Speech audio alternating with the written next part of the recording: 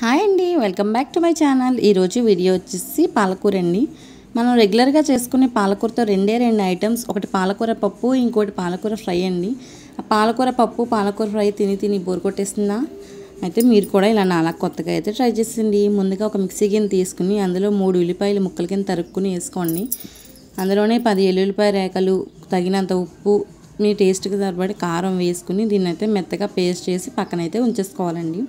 తర్వాత ఒక ప్యాన్ తీసుకుని ప్యాన్లో 2 చెంచాలు ఆయిల్ అయితే వేసుకోండి. రెగ్యులర్గా మనం వేసుకునే కూరల్లో ఆయిల్ కన్నా ఇందులో అయితే కొంచెం ఎక్కువ ఉంటేనే కూరకైతే టేస్ట్ అయితే బాగుంటుందండి. ఇందులో ఒక చెంచా మినపప్పు, ఒక చెంచా శనగపప్పు, కొద్దిగా జీలకర్ర, కొద్దిగా ఆవాలు అయితే వేసుకుని ఇవైతే కొంచెం అయితే వేగే వరకు వేయించుకోండి.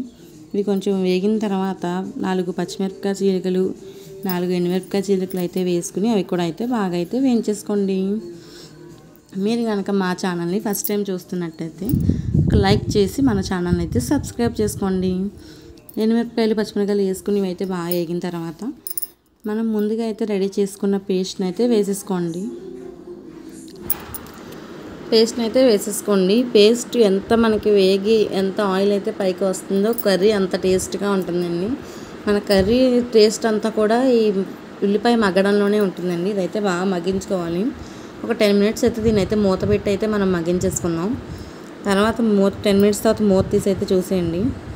బాగా వేగింది కదండి. అలాగే ఇంకొక 2 మినిట్స్ అయితే దీన్ని మొత్తం ఆయిల్ అంతా పైకి వచ్చే వరకు అయితే వేయించుకోండి. తర్వాత ఒక చిటికెడ పసుపు, ఒక చెంచా ధనియాల పొడి అయితే వేసుకుని అయితే అది కూడా కలిపేసుకుని వేయించుకున్న తర్వాత మనం సన్నగా తరిగి పెట్టుకున్న పాలకూర ఉంటుంది కదండి. పాలకూర అయితే నేను 5 కట్టలు అయితే తీసుకున్నాను.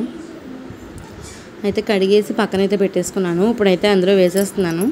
ఇదంతా బాగా కలిసేటట్టుగా అయితే బాగా అయితే కలిపేసుకుని ఒక 10 మినిట్స్ పాటు అయితే మూత పెట్టి అయితే వేయించుకోండి.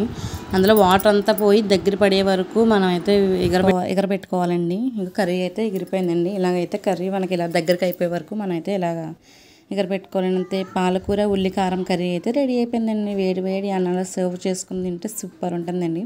మన వీడియో కనుక నచ్చినట్టయితే లైక్ చేయండి, షేర్ చేయండి, కామెంట్ చేయండి.